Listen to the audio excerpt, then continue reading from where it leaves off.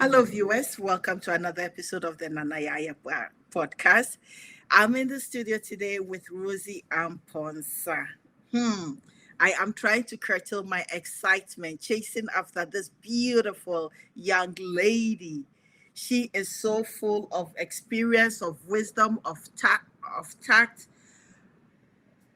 I will not tell you about Rozy. Rozy will tell you about Rozy. Rozy Amponsah. Welcome to the Nanaya Yabua podcast. It is an honor to be here, Nanaya. Thank you so much for inviting me, and I'm very excited to be here to chat with you. Thank you for saying yes. That was the first step. We're on. Thank you for saying yes. Uh, so, give us a little bit about your background. So I'm Ghanaian born, grew up in Massachusetts, and my background stems across healthcare, life sciences, some tech. It reached a certain point, I realized that when it comes to money, we have to be very intentional on how we make the money and how we keep the money. We can be very easy to spend our money because we need to be able to present ourselves in a certain limelight or lifestyle. But deep down in our hearts, we know that our bank accounts might be low. It might be hurting, and that does not bring peace of mind. And so my whole thing has been, how do we create a foundational sense of generational wealth to understand how we manage our finances, how we manage our life, that the reality of it is, in America, growing up as a Black woman, it can be really, really challenging, especially from a corporate standpoint. So I want to be in a space where, if I feel like the experiences that I'm having, which I did have in one of my major corporate roles, has nothing to do with my job. I'm excelling at my job. I'm doing what I'm supposed to be doing, but yet there's always just that one thing. I want the ownership and the power to, oh, what am I doing? What is all this I, fanciness? I Did I have trigger no, that? I have no idea. You, but you have the platform on your side. Okay. Now if you let me go off, I'm gonna go off. Okay, let me bring myself back in. But I wanted the power to be able to say no. You're not going to be in the driver's seat of my career, and to be able to do that, you gotta have money, right? Yes. And so I started to dig deep into just understanding different ways that you can make money and keep money. I've always been one to be a big saver, to learn how people are making money, investments, right? I've had to learn the hard way by thinking I'm going to make money tomorrow. Money burns a loss, but realize that it's a slow progress. It's like sowing a seed and watching it turn into a seedling and then grow. And that's basically what I've been able to do. One, with my real estate portfolio, where in a matter of 2 years, I'm over 1.5 million in value in the properties, where I still have the ability to look at companies if I want to go back into the corporate space. But most importantly, I bought my time back. I've bought my time back in a space where now I can explore other avenues. And I'm so big on like the purpose that God has set for us, that I can explore that even deeply and make more money from that direction if I want to, right? But the peace of mind of building just that foundational sense of finances is so critical. And that's kind of like what I want to stand on top of a mountaintop and say, hello, me pacho, biao, bitinya yebiwai.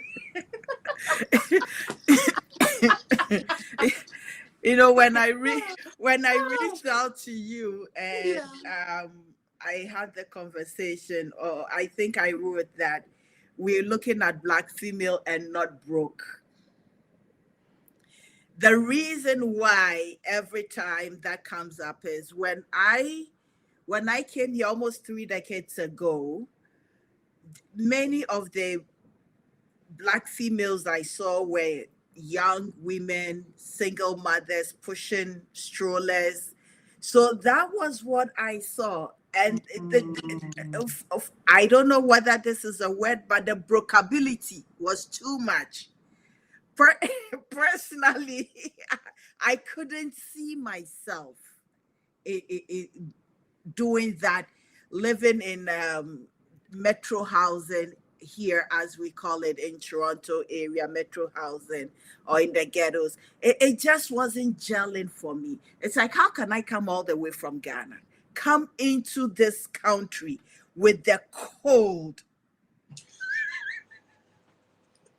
the, Rozy, the winter still affects you up to today. It still affects you. It Yeah. does. The winters are really bad in the Northeast. And Yeah. it's a very good motivation. Don't sit It- on your ass. Sorry, did I just, oh, snap. You're good. You are a-okay. But you've said some truth to it. I think for me, when I looked in those communities, because when we came here when I was young, it was such a struggle. I remember, and seeing around me and being like, man, this is not how I want to live and grow. But I know that my mom is doing the best that she can with what she has been giving. So it was almost a foundational motivation, as in like, okay, Mm-hmm. what can I do? What do I need to do? How do I figure this thing out? Who do I need to go seek in order for me to change my life? That 10 years from today, when I'm in my 20s, when I'm in my 30s, I can sit back and be like, wow, these are the prayers that I prayed for that I'm now living in.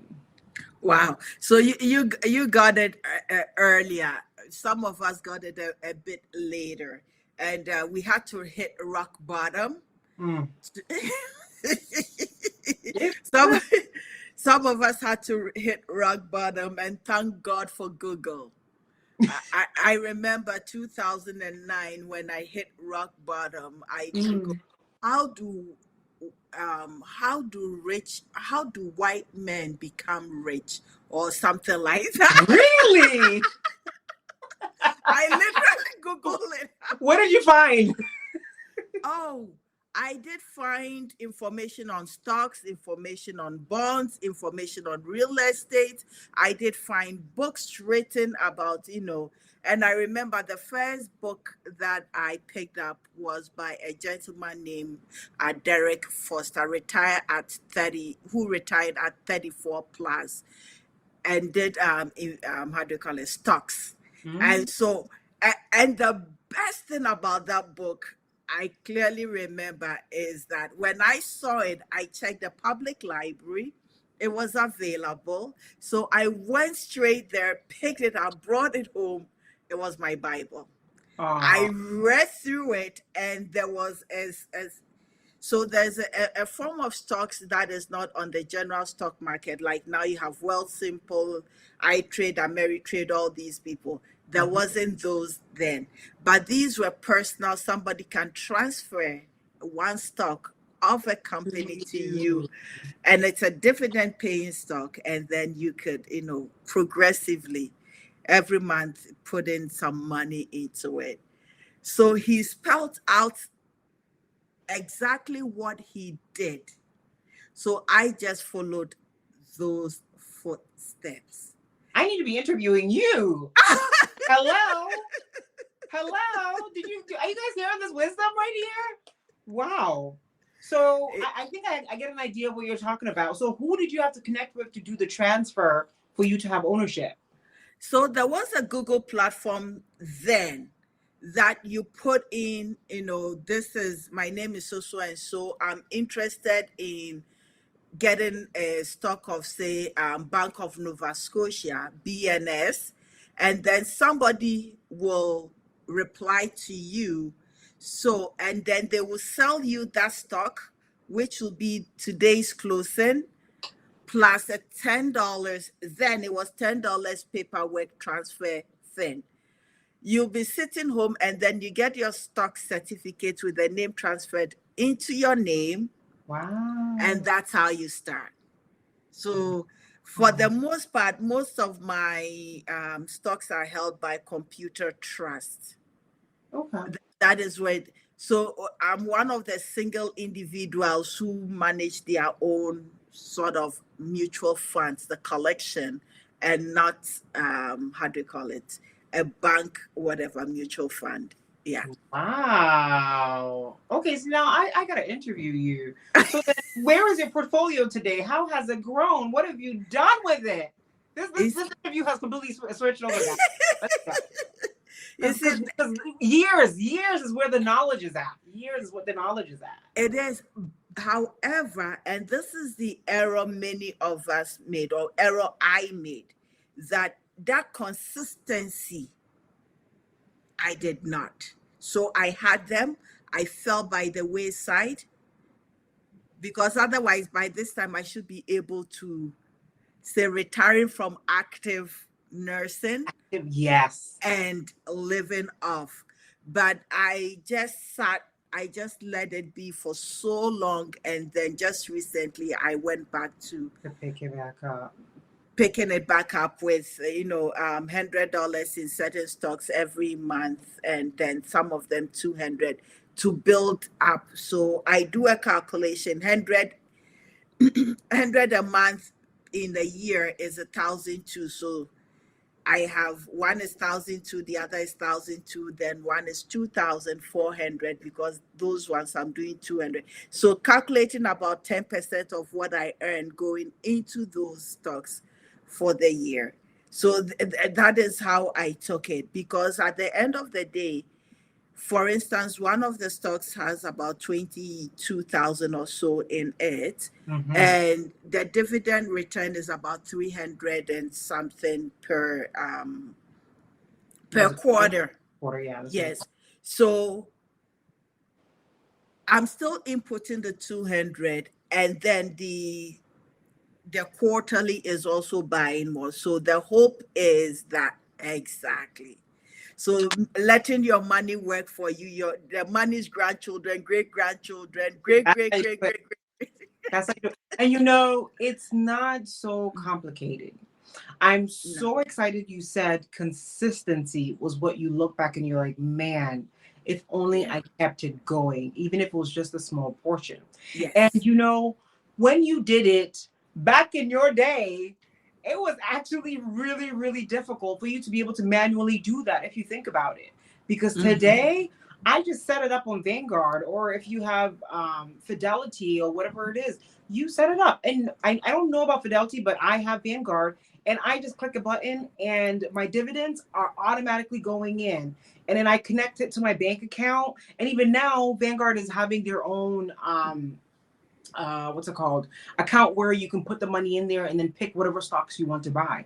So basically Mm. what I'm saying is there's no reason why you shouldn't implement this sense of like automation or consistency to be able to see that growth. Because I tell you, I left my ETF portfolio for a few years. I mean, every quarter I'll go in and make sure the world is not Mm-hmm. ending or anything, but it will blow your mind when you just look back a few years and be like, I have $100,000 in here. Mm-hmm.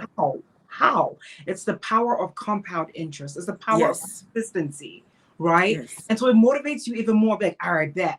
What else can I do to be able to grow my net worth or grow my portfolio? Maybe minimize my spending, maybe minimize my going out, but obviously don't live such a timid life, right? Being able to Mm-hmm. create that balance. So I'm so glad that you talk about this ideology around how consistency can completely transform your finances. That is very true. I would have said I regretted, but those are lessons learned to be Yeah. able to how do we call it, teach others. It's no longer when I go online, I can't find that Google group anymore. Yeah. I wouldn't be surprised. Yes, because a lot of transformation has happened. Yeah. And this is the best thing, that the first stock, I think it was Bank of Montreal, BMO.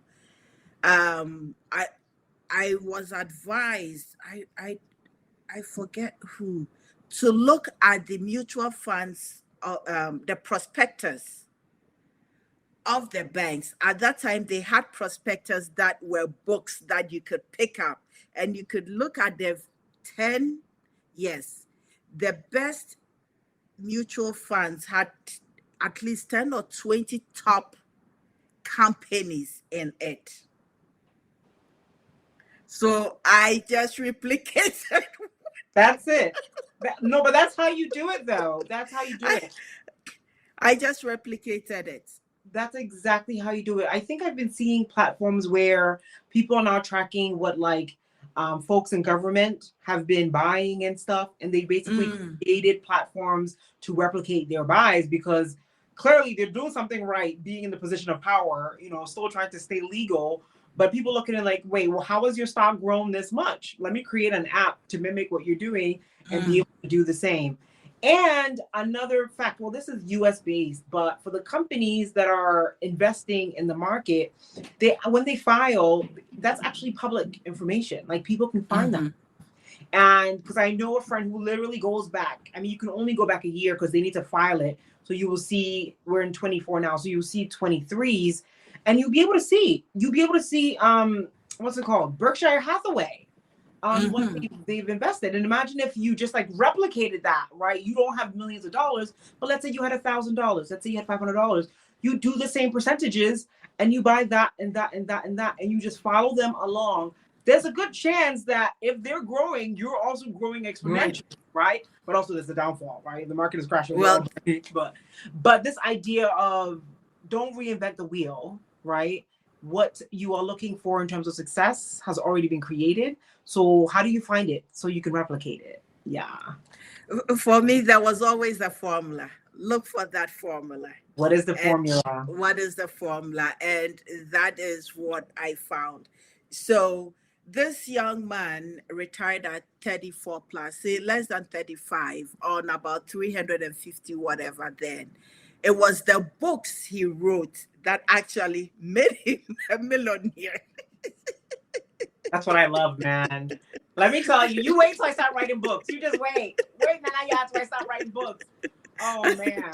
There's something so powerful about just teaching people how to advance themselves, that you make money from teaching people how to advance themselves. It's quite powerful. It is. And like this conversation, when I found that, it was also mentally, refreshing, freeing. Because one book, actually, then he made references to other books that you could look at. So here there was this guy called Gordon Pape, who was a journalist looking for financial information, couldn't find, so did his research and wrote a book. I think he's deceased now, long time ago. Then another book, it takes you to Graham. What is whatever Graham's? And then this book takes you to Think and Grow Rich. And then this one takes you to the 7 Habits of Highly Successful People. Oh my gosh, I'm about to do a video about that. Yeah. And then this one takes you to this. So it's like the wealth of information, and every book has a little bit to give to you. And at that time I was writing notes. So I write all my notes, then I sit and then sift through the notes to actually create my goal. Wow. So when I lost, when I hit rock bottom, that was a loss of 2 properties. It was just a turbulent time. But to come back up singularly on my own, of course, I had a plan. I thought it would take me 5 years. So I had a 5-year plan on how to do it. But it actually did take me 2.5 years. Some of us are God's favorite, No, but it's all the... I always say, give me a pen and a paper and then let me do my numbers. And then how to get those numbers. So tweaking here, there, doing this, doing that, throwing in an extra 100 into the savings account because everything was so budgeted for. I needed the 5%. And then I had the range I'm looking at buying. So 5% of, say, 300 is this, 10% of 300 is 30, 20% of 300 is 60. So I have all these different ranges of numbers I'm working with. So I'm working towards the high end, but if I hit the lower end, it also still fits within your range. The range. Yes. I'm impressed, Nanaya. I need to be interviewing you. I feel like I'm talking and I'm supposed to be talking. Oh my goodness. Oh, Rozy. But listen, I think this journey for me, I love that I've gotten the opportunity to meet you, because sometimes when we're doing things, we're doing it in a bubble, Yes. But then when you get to meet somebody and you learn, okay, this is how I did it to get to my path. Ooh, knowledge. How can I apply it to mine as I go on my journey? Because for me, this is just the beginning. Like all I've done is just lay the foundational bricks. That's it. Yes. Now it's like, how am I building my pillars and whatnot to create this life of my craziest and wildest dreams, Yes. So. It is possible. It is possible. It is possible. Agree. But I've been told not to stress too much, not to put too much stress on myself. So I have kind of calmed down a Calm it bit down. and Yeah. focus more on, the having beautiful conversations, learning from people like yourself. Believe me, believe you me. I think that's the word. Oh, geez. I'm watching your videos and I'm saying, oh my goodness, this girl's got it. By the time you get to Stop. where I am, you are a-okay. Woo! Yeah. Yeah. So I understand you did an MBA. Yes, I did. Is how is that valuable in this journey? Because I remember one of your videos, you talking about getting all these degrees, and I'm counting the degrees I have right now, and one that I was going to attempt again, and it's like, is Rosie talking to me that I'm chasing too many degrees, and these degrees are not paying? You're gonna get me in trouble. Well, let me say this. I think I think there has to be a separation between seeking education and making money. Folks, we might believe that if I go and get these big degrees, that means I'm going to get this big job. Now that correlation might be true, but the job that you might get might not be satisfactory to your journey or your path, or it might not prove to be the level of income that you are looking for. What I want folks to start, what I want my generation or what I want us to start thinking about is how do I create value? Because if you're thinking about making money, it's really a direct correlation to value. How do I put value in the marketplace so that I can deliver this value to somebody and be able to get money in return? Money is in constant circulation. I remember someone made a quote that if we gave, I don't know, $10 or $100 to every single person in the world, eventually all that money will go back up to like the top 10% or whomever, right? Because maybe they figured out how to put value in the marketplace to be able to get that money back because I sold you a purse, because I sold you a car, because I sold you XYZ, and you found value in that item that you gave your money to. So when it comes to education, absolutely. If it wasn't for the foundation of education and, I mean, African parents, hello, there's no end to how many degrees you can get. But I think we need to start having a conversation that just because you're getting the big degrees doesn't mean you're going to get that big high paying job. And especially being in a space where I was working with doctors, surgeons, basically folks in the medical field, and I get to know them on a familial level where they share with me that, Rosie, I'm going to have to show up to work every day until I die in order to Yeah. sustain this life I've built for myself. How is that good? When you're making 4, 6, 800,000, $1 million a year, close to $1 million a year, but if you take your foot off the pedal, you're going to choke. Like everything is going to come crumbling down against you. Then what money management have you learned? You know what I'm saying? So I think there has to be a separation. Like I'm getting this knowledge because I'm building myself. I'm bringing more skills. It will complement the skills I'm bringing to the marketplace, but not necessarily, yeah, this is what's going to make me that $1 million. Let's go. No, I think we have to change our mindset and how we're managing our finances, how we're bringing value to the marketplace to increase our wealth and make more money.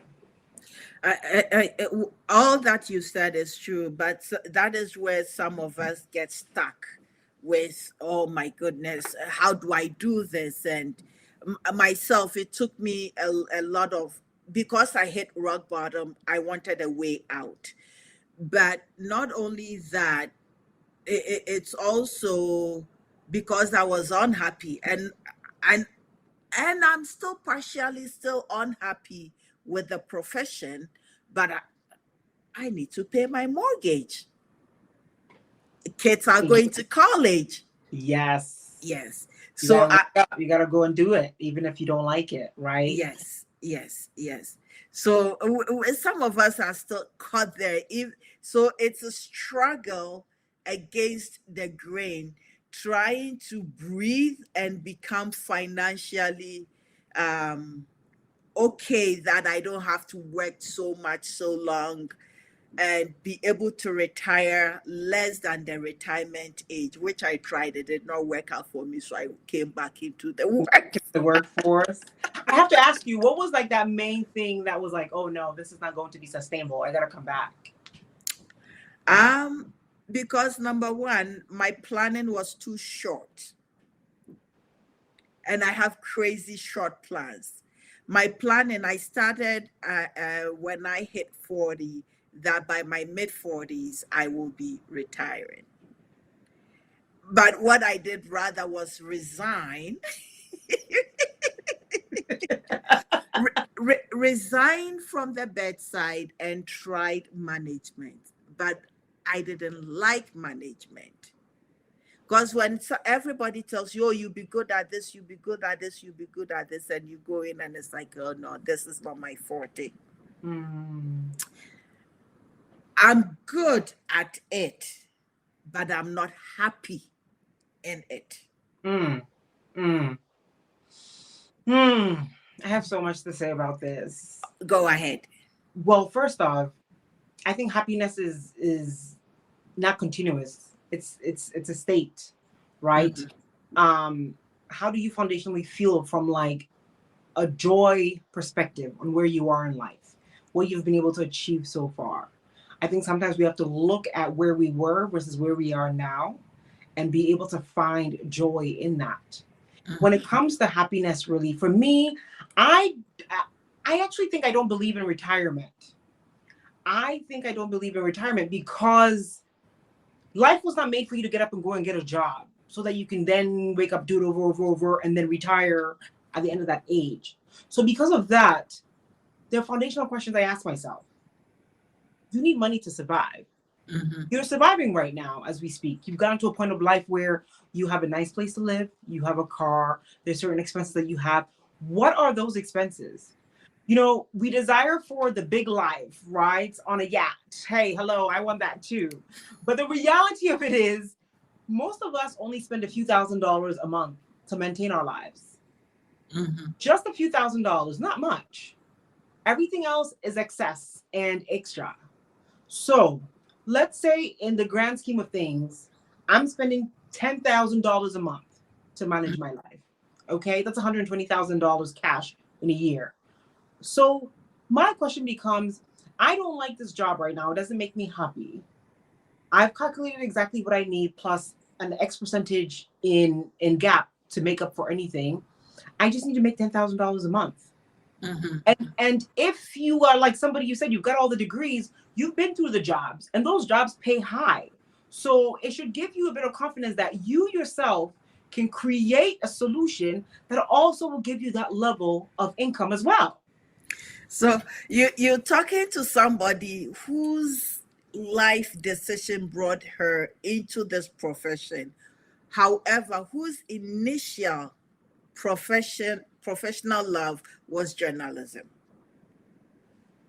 So Why? there's why. And you know, you're an African mom too. So I'm side-eyeing you for not pursuing it because you know our African mothers, you have to go and do this and that and that. And so this is where when you migrate here at the age I migrated here, I came to university here.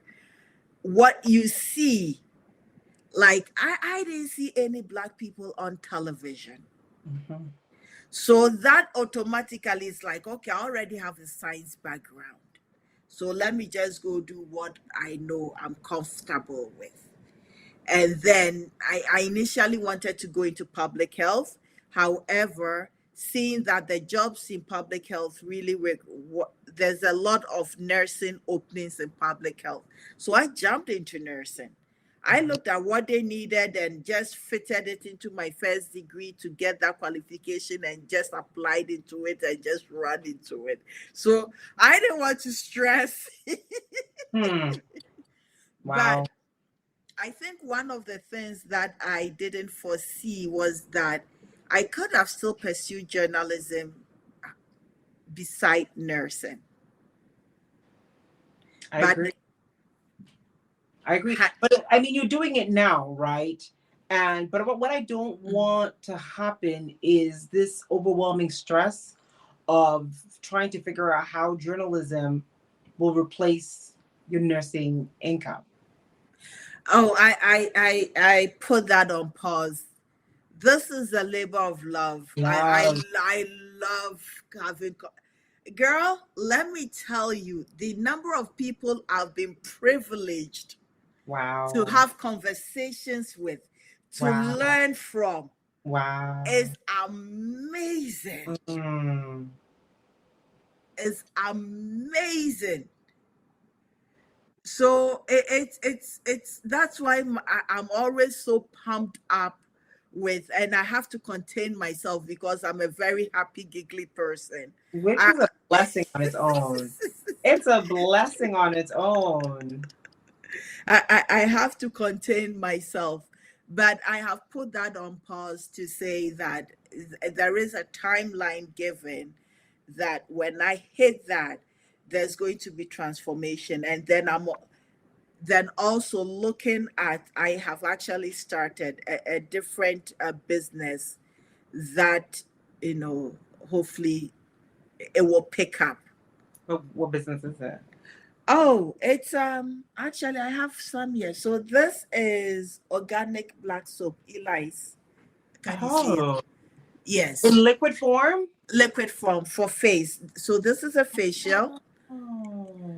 Yes, and this is Eli's also. This is black Jamaican castor oil. This is for her. So shea oil, black seed oil, and peppermint. So that is what I'm working on with the the guy that produced it, to be able to, as you say, sell yourself, sell it. That's the only way. And we gotta see you on TikTok. We gotta see you over on TikTok with these Oh, products. okay. I'll come over on TikTok with the products. The Yes. product. You know what's trending a lot right now with the black castor oil. A lot of people, are into health and wellness, Yes. and they're finding that the black castor oil has a lot of benefits when you put Mm-hmm. it on the skin. So some people would like put it in their belly button and help Yes. like reduce cramps or helps to cleanse. Some people Mm-hmm. would put it um, in wherever, like some might put it on their breast, their lower back, stuff like that, and then they have like a cover on it. It's like the whole big rave now because apparently the chemical makeup of castor oil penetrates and it Into helps this. to release maybe if you have lumps or clumps and things like that. There's Mm-hmm. like research from what I was reading, but I didn't follow heavily, but it's been a big trend. So Mm-hmm. just as an FYI, since you already have one of the ingredients in your product, let's make me My some money. products. Yes, yes. And you have I, healthcare. You have healthcare. I do healthcare background. And I actually used to I used to have a side hustle, a massage studio. This is actually a massage studio converted.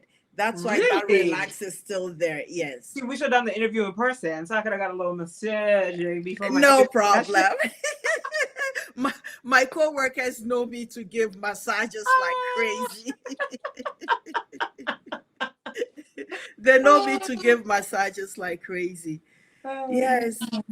So, um, let's talk about some key stuff that we need to, look at as people, as women, or in general, as people who want to build and um, who want to build the life that they need to for the future.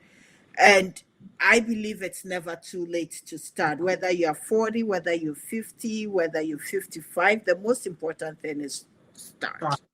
start. You've said it, and I absolutely agree with you. I think making the decision. I think sometimes people forget that they have the power. You have Mhm. the power to change your own life, and making that decision, like you said, just start is so fundamental that in just 1 year you could completely shift, completely transform your life on the decisions that you take.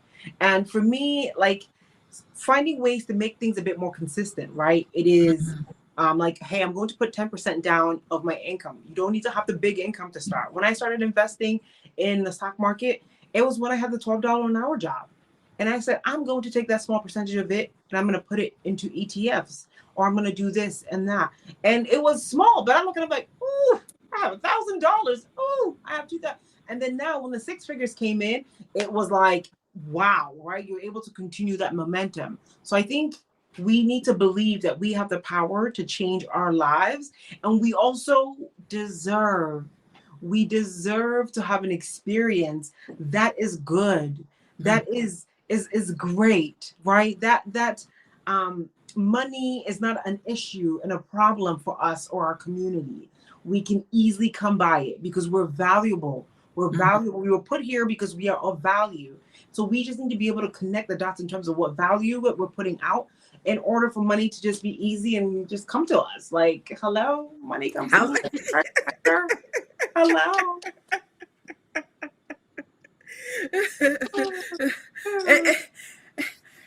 And for those listening, I know sometimes when people speak and everything, you think it's easy. It is not easy. It's not an easy journey, but definitely, just like Rosie said, you got to plan it. You got to plan it and be consistent. And $12, 10% aside, it makes no whatnot. And if you're an African and you have a susu group, a partner group, that is called forced savings, please utilize it. Even up to now, yesterday I just sent my susu money in. It is not a lot, it's only $100, but with a group, when you get your money is $1,000. Oh, if you do 200, it's 2,000. If you do 500, it's 5,000. Yeah. However much you can. And when this little money comes, it's normally for my emergency when my sub pump is gone in the basement and I need money ASAP. Or a tenant tells me their dishwasher broke, and I say, "Thank God you didn't call me because you were in good." Okay, let me just zip it. No, you listen. I just bought a new AC system. That's a few grand. Boom, gone. My AC system went in my house, and that is my AC and heater. So the two of them, 7,000 plus. But because I financed, it's going to be about 12,000, whatever. So now I'm looking at a way of pulling everything together, clearing it in one, and just having one payment. Yeah. So it's not easy, but it's the continual, knowing that there is a way and finding that way and listening to people like Rosie and finding out how did they do it. Yeah. Yeah. And I love that earlier you talked about, look, I hit rock bottom and I went Googling. I went Googling the most basic questions. Someone would be like, well, where do I start? Google, right? I'm so glad to be here having this conversation where we can share more of my journey, learn more from your journey, but also what initiative are you taking to learn the basics, right? You just mentioned Susu. I think that's phenomenal. The money comes to you. What are you using it for, right? What have you been? Some people are not even aware when the money comes in. A month later, they're like, hey, what did I use all this money for? But imagine if you were putting it in an ETF portfolio. Imagine if you were putting it down for down payment for your first rental property, right? Oh my goodness. Like how powerful is that, right? And then you start realizing that, oh, money is something different. Money is not just about going to get a degree so I can make more money, but it's about respecting the principles of money, right? And being able to apply that to your life. So it's kind of fascinating. Once you shift into this entrepreneurial realm, it's a whole different mindset. It's kind of crazy. It's kind of crazy. And I do remember one of the earliest books I read, The Richest Man in Babylon. Oh, don't get me started. And even it's an favorite books. You know, that book actually got me closer to reading the Bible. Like it got me more into the principles of the Bible because as I kept reading, I was like, this sounds like I've heard of it before. Yes. Dang, I was just about to do a video about this. I've done a few videos. You mentioned 7 habits of highly yes, I just did a script people. about that. I'm about to do This is crazy. Just how things are all connecting, how we're matching, what we're talking about. My Rosie, my Rosie, Ah, my Rosie. Nanaya, Nanaya. It is well. I love this energy so much. The other thing that I think we need to hone in on is our people who are in healthcare working 2 jobs, 3 jobs, and the monies are not really going anywhere. Any advice? Well, let me ask you this first. When you say the money's not really going anywhere, what do you mean? Very good question. Half of us are here, one foot in Canada, the other foot in Ghana. And a lot of monthly money is going to Ghana for family or for projects. And then a generation like mine, then you have children, and then you have your older folks here. You cut in different places. I remember having a conversation with 2 older Ghanaian women. They may be close to retirement, late 50s or early 60s, and they want to retire in to Ghana, but they don't have property in Ghana. They don't have property here either. Mm. And they're still working 2 jobs. So where's the money going?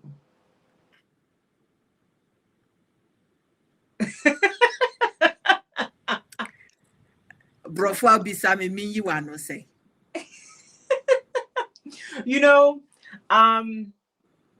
I think the core of it is we are not brought up to understand the rules about money. Mm-hmm. The foundational core principles about money has never changed. And once all these books that we're mentioning, from The Richest Man in Babylon to once I realized the core principles about money, I took a look at my paycheck very heavily. And every single dollar that was coming in, I could tell you exactly where it was going. It's not because I stopped going out or I stopped hanging out with friends, but it's because I became aware. Whether we like it or not, we live in a capitalistic society. So that means money moves. Money is what puts shelter over our head, gets us moving, gets all these good lucks going on around here, these inches. The bottom line is we have to start shifting our mindset. I am blessed to be the daughter who can say, I don't have to send money back because I don't have children in Ghana. Yes. But there has to be a line drawn between individuals we are responsible for, like children, versus individuals that we have to give them the ownership to be able to take charge for themselves.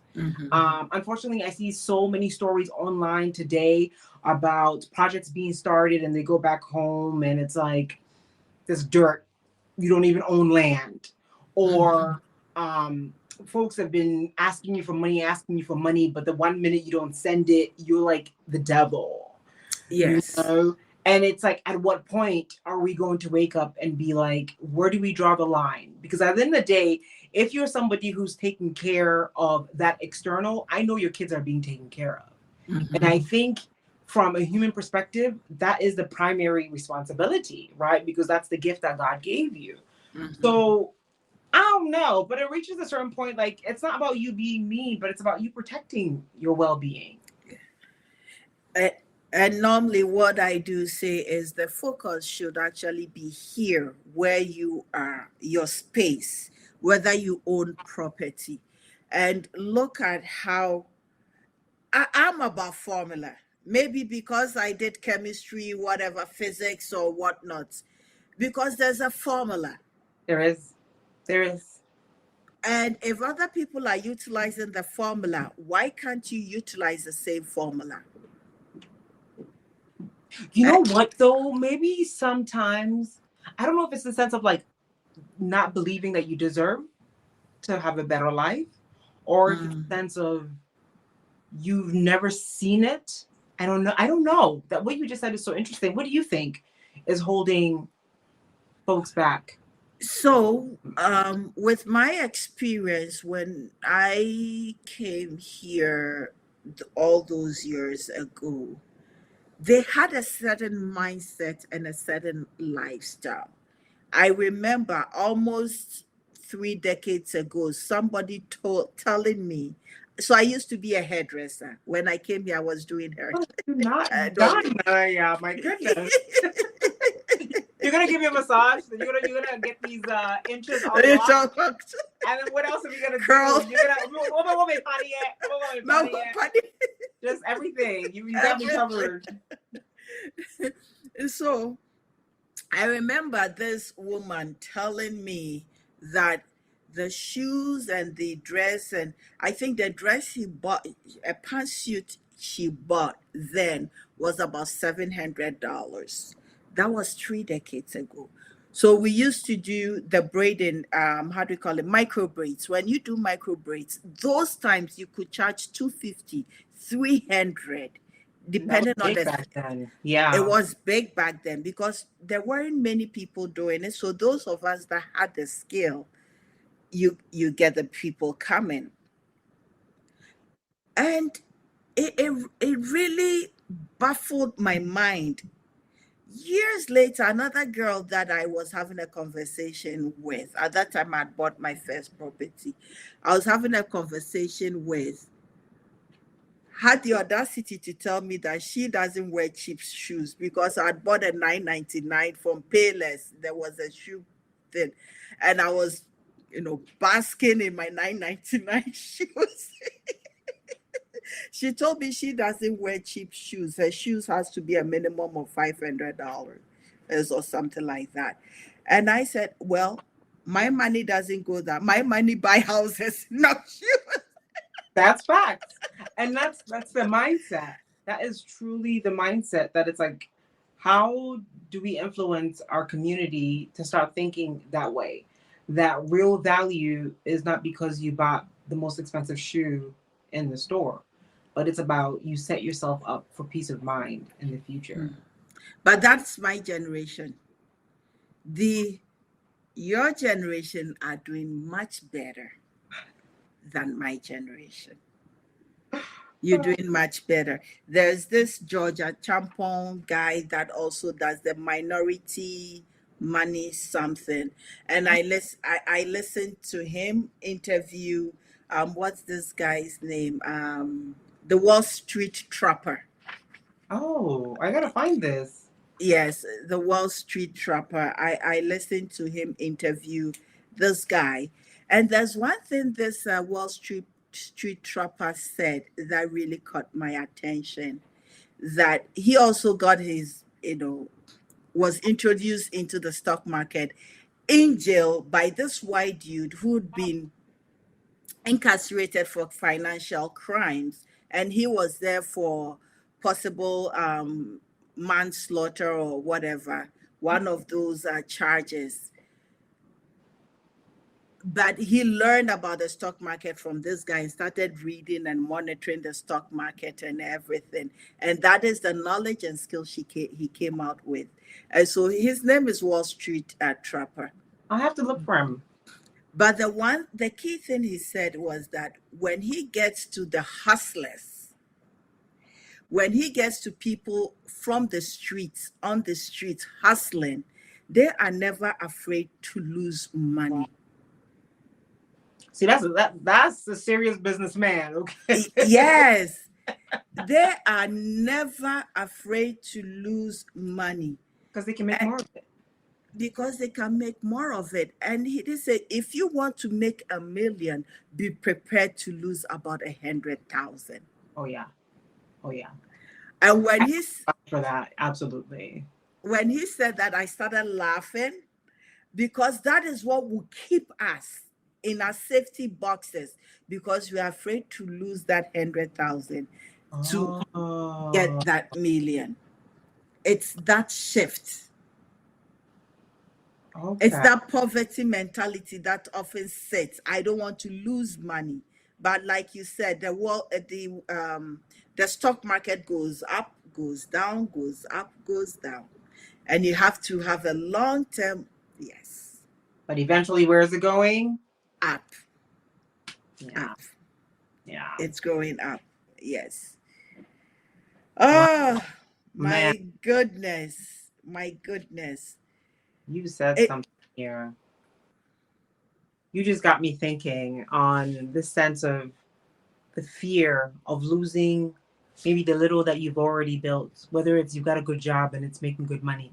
Hey, let me just, keep it small and just keep putting the cash under my bed or whatever it is. yes, Like, oh, let me go and buy something nice to treat myself. And it's like, but there's wow, there's nothing being built here. There's no knowledge on how to manage money happening here. That's yes, interesting. yes. So we need more conversations like from you, and other people on money, and specifically for women, for women, because sometimes with the guys, if you don't have children, it's easy, it's Mm. much more comfortable to navigate. Hmm. But if you are a single woman, if you're single mothers, sometimes that's where the challenges do occur, because it's easier for the men to walk, but then you are saddled with a child or Yeah. children. Yes. So Mhm. how do you do it? I've heard the story so many times. I think that's one of those things too that drove me. And I said I will never put myself in that position. As a matter of fact, I'll take it further. I will create a life where if I have to stay home full time with my kids, I can do that with ease and peace of mind. Mhm. And the kids are not even here yet.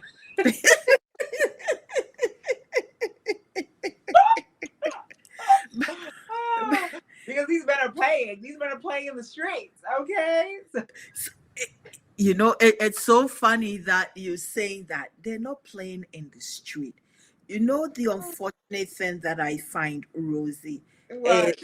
is that we have created a generation of very strong women, and for the most part, we have also pulled our men down. So they're trying to also find, it's like, what do I do to make which is right? How do I say this? How do I do this? How do I do this? And so they are also not getting where we expect them to be, because we've already suppressed them. No, yeah, I mean, Some one I'm can gonna say you something. I don't know hear? if I may ask because listen, look, for me, I feel like maybe the women from my generation woke up and said, "Whoa, I have to do something," because if not, some of the circumstances I saw growing up in my community, I do not want it replicated. And I think if I were to say something in regards to the men in my generation, and I have guy friends who are 10xing where I'm at and I'm learning from them. But for the most part, those that, like you said, have still not made their way. I think there has to be a harsh reality of taking ownership. I think Mm-hmm. that's just the bottom line because it didn't come easy for me or you, but we woke up and figured it out.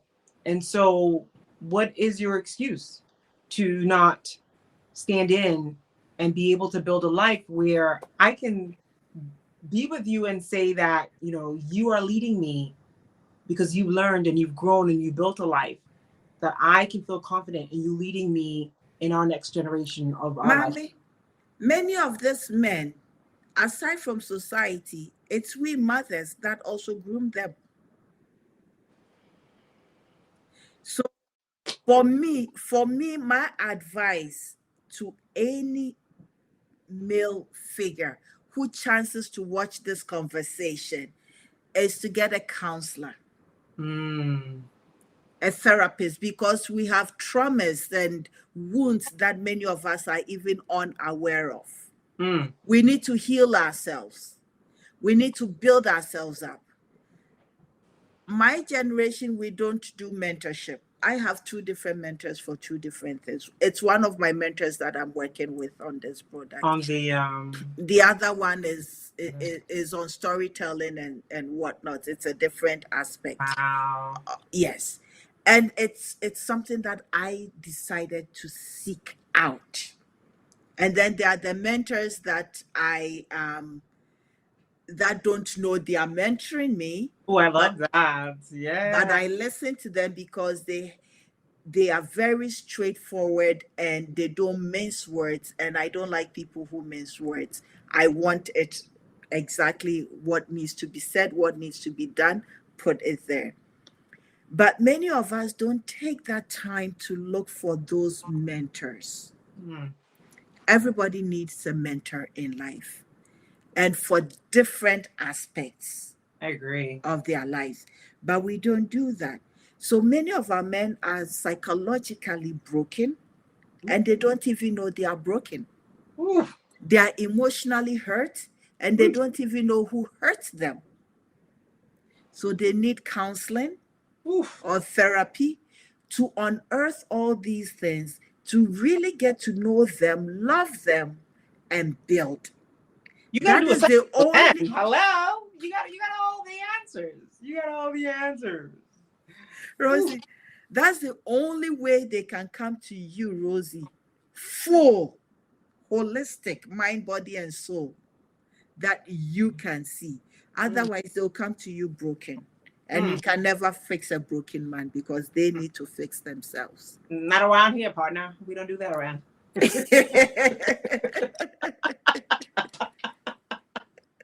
But it's possible. Yeah. It's possible. If the person is open-minded and willing to work with you and not bottle stuff in and everything. Rosie, if I say I'm going on, we will not finish. No, but this is so important to talk about, you know. It is. A lot of us we've had to take the ownership in building. A lot of my girlfriends, I mean, we're out here killing it in the streets, as they say, but it's like, where are our counterparts, you know? And I'll say your counterparts are there, but it's also the places you go. The places and the spaces you frequent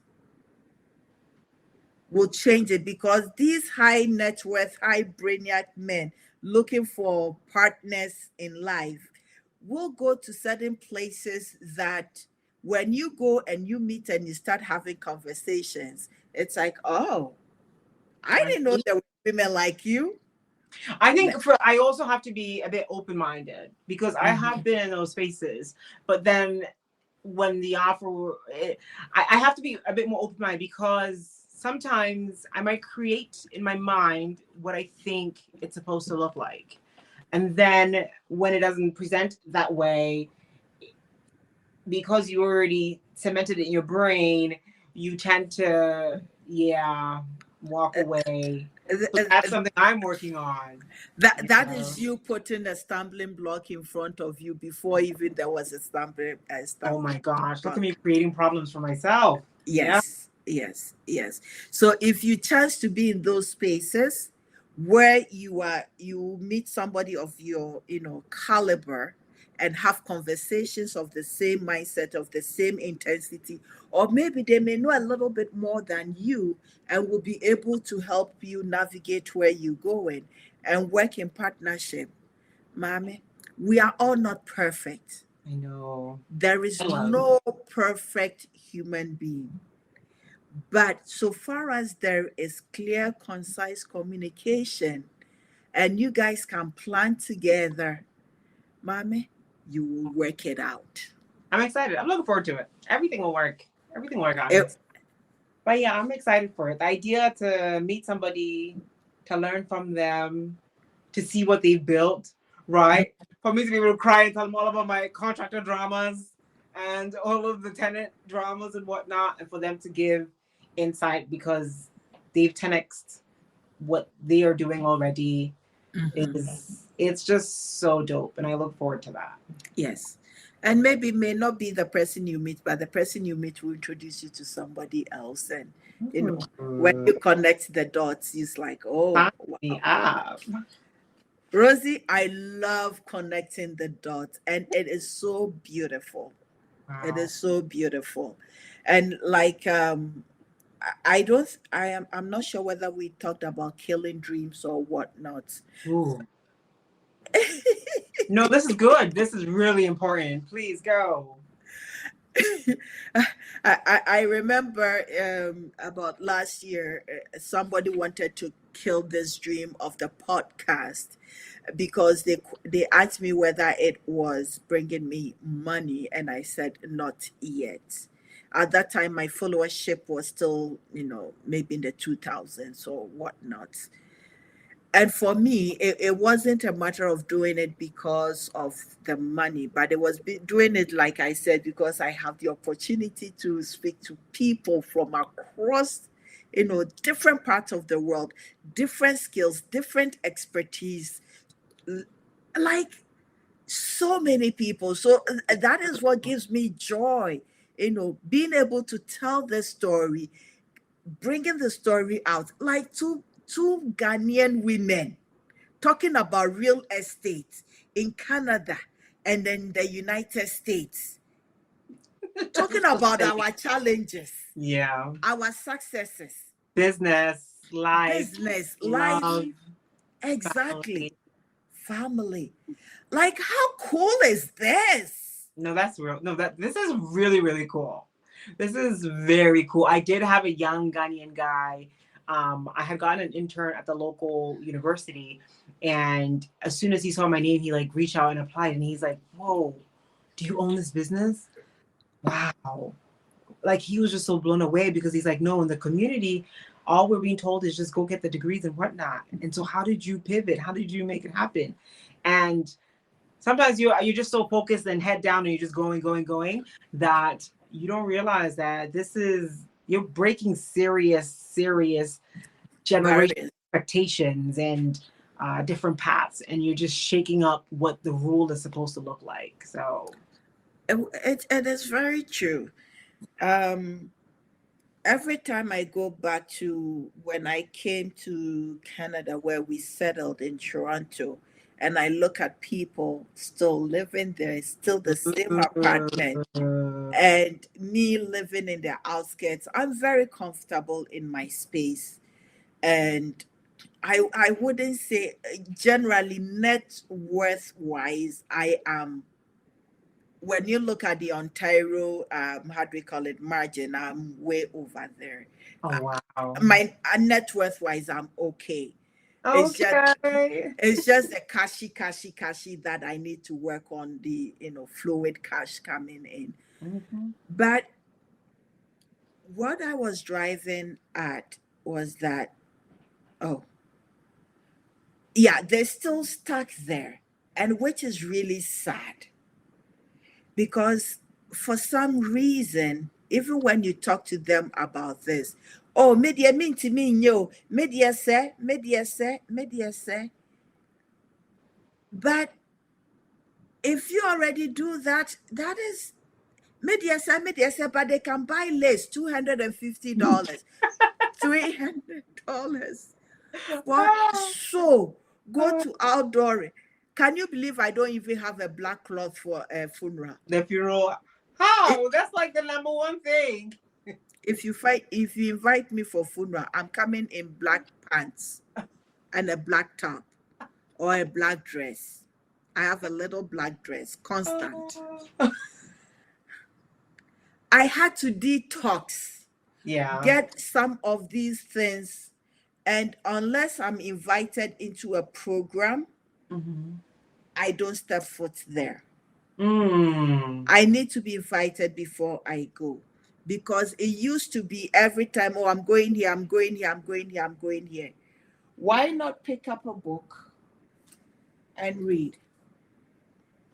I'll be interviewing this author later. Oh wow. But I have stuff to do, stuff that will bring value to people. Even if one person watches it and gets something from it, Mm. I'm good. I feel you on that because that's literally how I feel about my channel. Like the power or the what's driving us is knowing that we have information that we feel we need to put out there.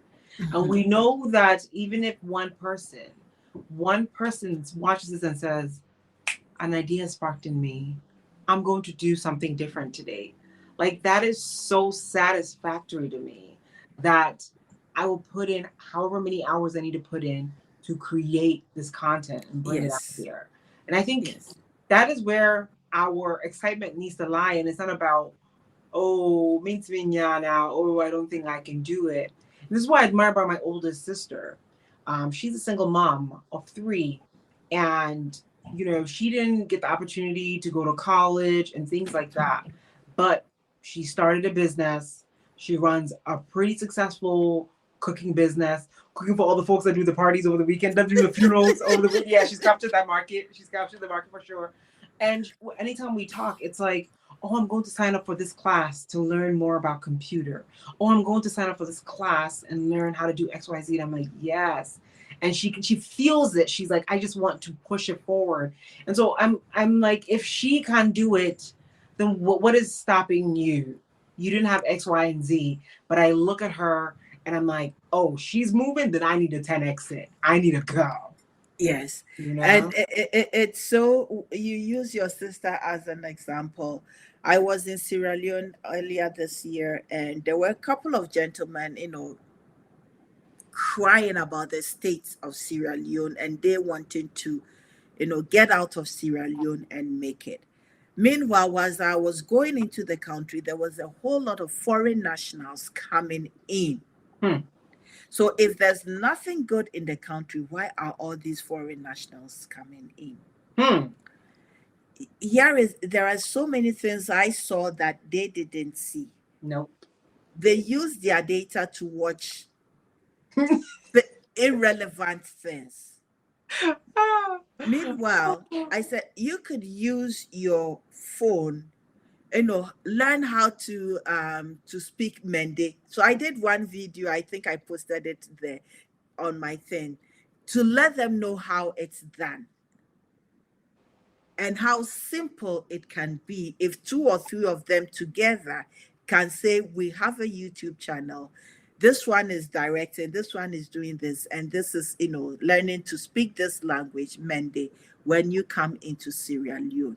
And Mm. yes, people will build it because I have Duolingo on my phone. I'm learning German. It's for Oh, entertainment. I think I'm at the 88 or 89 day streak, what whatnot. can you I, not do? Dang. it's entertainment for me.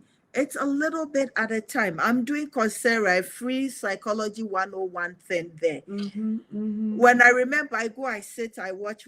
I'm doing an exam, I failed, and it's like, people don't stress me. My brains are not working that way. I'm tapped. I'm tapped. I'm Slow with tapped. it. Slow down. Slow down. And then I left it yesterday and I slept till this morning. It's like, okay, I'll reattempt it later. But Uh, we are in an information age with resources at our fingertips. In fact, should anybody see any of your videos, there's so much wealth of information that you put out that if I had that wealth of information when I was starting, I wouldn't have stressed. hmm. Because you've done the work, you've put it together, and you said, this is it. Hmm. So why stress? Hmm. But let me take us back to so anybody in Nigeria, Ghana, in Africa watching this, let me take it back. There were 2 or 3 years ago when I was in Ghana, every Uber vehicle I took, I did financial education. Because the Uber driver drives Uber, gets about 100 Ghana cedis then, or 80 Ghana cedis, and then and that is after paying the owner and everything. So that Mm-hmm, is their money. mm-hmm. And then that's it. So, and I asked, put 10% of the 80 CDs or the 100 CDs, 80 CDs a day or 10 CDs a day away. because you not feel the loss of 8 or 10 CDs. No, you won't. And that's 1/10 of what you're bringing home. Mm-hmm. And at that time, I think treasury bills were still a thing in Ghana. And go to the bank and ask, I have 500, I have 1,000 Ghana. I want to put it in a treasury bill. Because I made one of them calculate for me, if they put in, say, 10 CDs a day times, and they say they work 7 days. So 10 times 7 is 70 CDs. That's the week. Mm-hmm. And then you calculate it by the month, then by the how do we call it, by the days of the month, then by the months in the year times 12, and it was a sizable amount. And it's like, hey, sister, I mean, Charmy. And then wait till you blow your mind about the interest that they're going to be earning and reinvesting that interest. That's when your money just explodes. And I said, okay, you do this, so yeah, 1 year, 2 years, 3 years, our treasury bills, usika no wo ama oni ade, okay. Oji se sika na se edan kakra ayi asase kakra bi da ukrom na obetimi ato a, wo de to kakra bi na kakra no ye den si dan wo so. That is real estate investment. Their mindset of real estate investment was the big houses in Accra. I said, no, even if you buy land, it is real estate investment. Yes.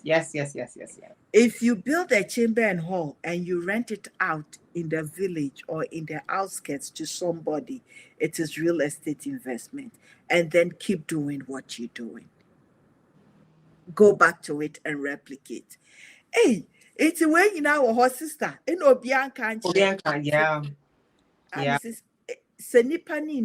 If the person doesn't know, how will the person teach you? Wealth is not outside of you. It's not far away. Exactly where we are, you can start building wealth. You can start building wealth. Years back, I met a taxi driver who was a cobbler, shoemaker. Oh, cool. He was a shoemaker, moved from Kumasi to Accra doing the shoemaking. Through the shoemaker, he got some money and bought a taxi, an old beaten taxi. Nice. So he learned to drive, and he was driving that taxi himself. And through that, he got money and bought a second taxi, a newer one. So he was driving the newer one and gave the older one out and said he was. So he picked me up in the newer one. So he was planning on getting another one and then do that to work and pay. And I said, Abrantia, why idea? From a shoemaker to owning 2 vehicles in Ghana then. If by today he kept it going, and he owns a fleet of vehicles or a logistics company.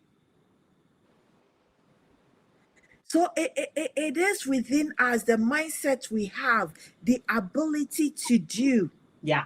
And not letting anybody stand in our way.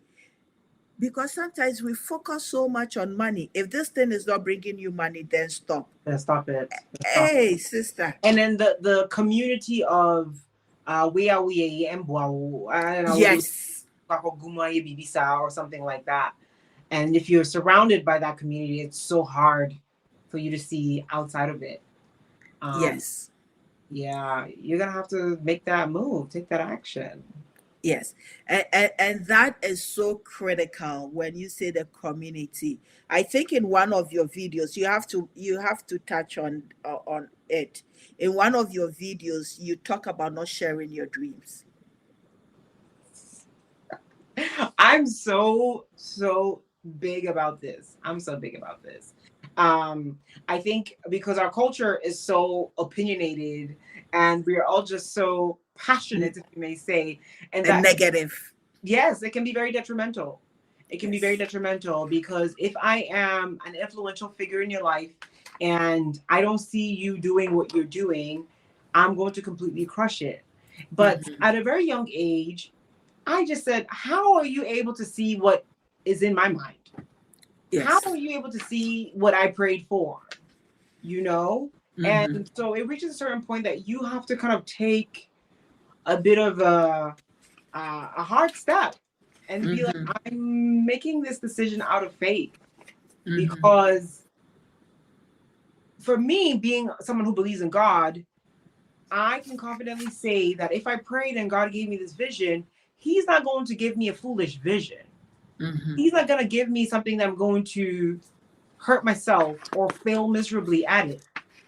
Right? And so I have to take the initiative to make that move. And it's hard to be like, oh, it's not about not listening to your parents or not listening to your aunties or uncles, but it's about being aware of where you believe you're supposed to be and not spending time investing the energy into sharing it to get the acceptance of this influential community, but taking action. Because I've learned it over and over and over. You take that action, you see the results, you turn around, you come back. The people that were standing here being the nose like this at you are going to be the same people that are praising you. It's true. It's true. They're gonna act like they never even said any of these harsh words to break your dreams. They are the ones who will be coming for the money from you. You know what I mean? Hey, And you look at them, say, "I was like, do you hey, remember?" And then because you're the one that you have the dream, so it hurts you more. You kept those words, but then they forgot. They lived it. they've forgotten. Hey, sister, somebody, mona muye sikafo. Ah, odi o mami kakra, we odi mami kura hwe isi. Ah, no, So ma'am. you become the money.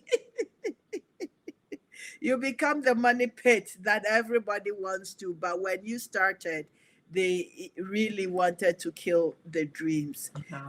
So indeed, they are dream killers, but don't let anybody kill your dreams. And you got to trust in yourself. You got to trust in yourself and work. It's like create more value for you, Yes. so that when you get into the room, people know that you are there. Absolutely. And when the idea come, so this is the little tweak that I think it's the people you share your dreams with. It's not everybody you can share your dream with. No. If you find people have no valuable input into you, I beg, keep your dreams to yourself. Ask God. Then Let it and you know direct. what? Yes. Some people might feel like, oh, I need to share. Buy a notebook. Write it inside. Write in the notebook. Write in the notebook. true. And close your book and go and sleep and wake up and take action. That's it. It's What's true. important about the dream is that you take action on it. And what results did you see that either gave you the result you're looking for or that you needed to pivot? The life, man, there's something so powerful when you shift to this entrepreneurial journey and it's actually working.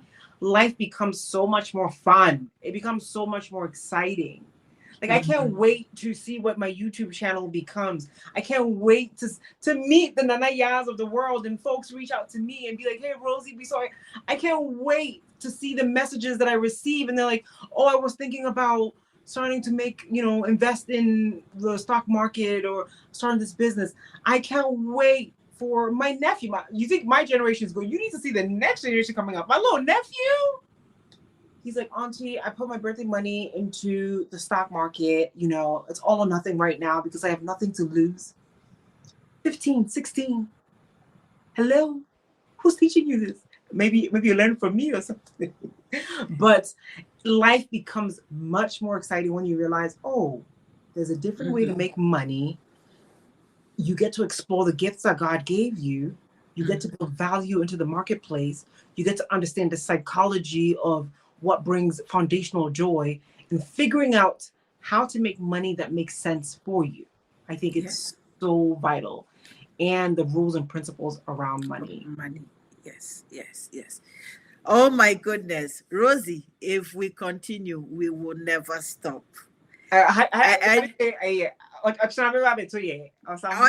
Yes, The way I'm gonna be dragged in these comments with my cheek. I can't wait to send this to my No. sister. She's gonna be like, oh, yeah, teaching them tea as well. Adiabechi, I did. there's always a Thank you. possibility. You know, if in Ghana, despite them were able to start selling CDs on a table and slowly, gradually build, and now have businesses and radio stations and everything. Like you said, it's a compound effect. It is also the mindset of transforming and strategizing and growing big, which has brought him that far. There are people on the continent doing it. It's a struggle, yes. It's a struggle here as well. It's Yeah, a struggle everywhere. absolutely. There's this story of a Ugandan, I think Ugandan man who had no shoes. I think I've told this story a few times. I have to look for this man and actually interview him myself. Please. Yes. He had no shoes, so he was very poor. He decided that Robert a car tire, the car tires, draw his leg in it and made in Ghana we call it shoshiatare, slippers like chaluote. Okay. Yes. And when he did that, somebody asked him, where did he get it? And he said he did it himself. And it's like, oh, can you make it for me? Yes. So measure the legs and also did the same thing. And then, because if you pour and there are car tires strewn all over and you could use it to make the slippers, that in the villages, it lasts longer than these bathroom slippers. So in solving his problem, he solved other people's problems as well. Wow. And now he's blown. Really? This is like a real story? It is a real story. Years ago, Wow. I stumbled upon it years ago. It You is know, a real story. what stands out to me about what you just shared is he had everything he needed to start changing his life. Yes. We all do have everything we need to change our lives. Yeah. But that is the sad part. That is not to say that sometimes it's difficult to figure out. It's like, what am I supposed to do? Yeah. What am I supposed to do? And like Rosie said, get a journal, a notebook, anything that comes to your mind, write, offload, download, write it. Because you may be watching a television, you may be listening to Rosie's podcast, you may be listening to this podcast. Somebody may say something, the trigger will come. And then because subconsciously you've written everything, it's like, oh, yeah, this is it. Mm-hmm. But if you don't, and everything is lurking, then you ain't gonna get there. Mm-mm. Rosie, any last advice before we leave? Man, I think you've shared it all, but this has been a very, very valuable conversation for me too. So thank you for inviting me. I think we're living in a world where we look online and we see certain lifestyles and we admire it and might think that's the reality. The reality is when you turn off the phones or turn off the TVs or the computers, the life that you're living now, are you happy with it? Are you comfortable with it? If not, you have to believe that you can change it. You have to know that you have the power to be able to transform and change your life.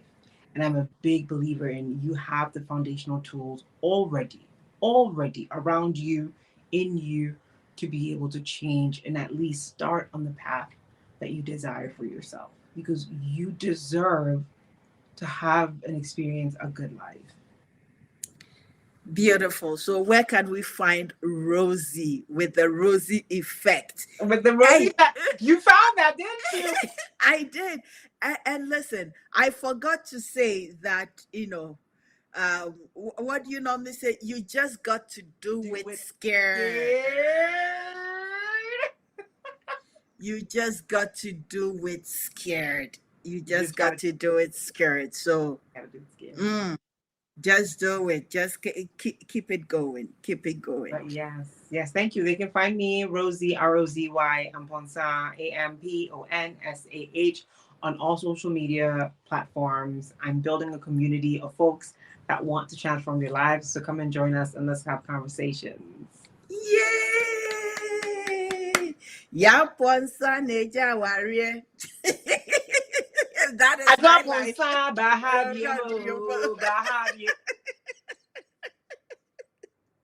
You know, there's a song that has my full name in it. My full name is Rosemary Amponsah. And there's like this one old school song. I remember as a kid, once I heard it, I was like, did these people sing the song for me?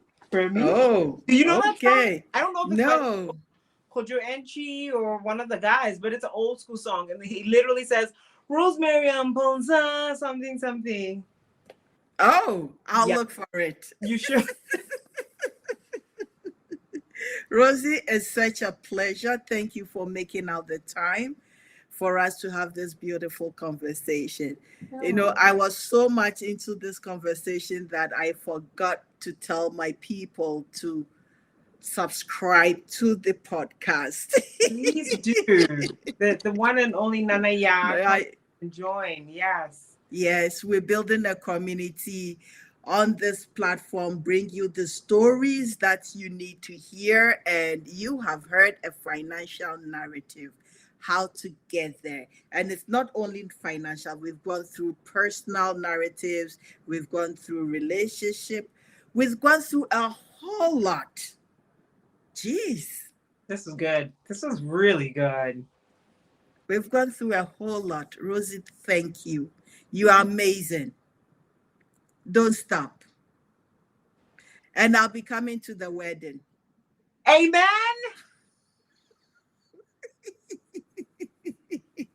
Yanko, Pastor Mesa don't invite no why. Mate. So Guys, send your perspectives my way.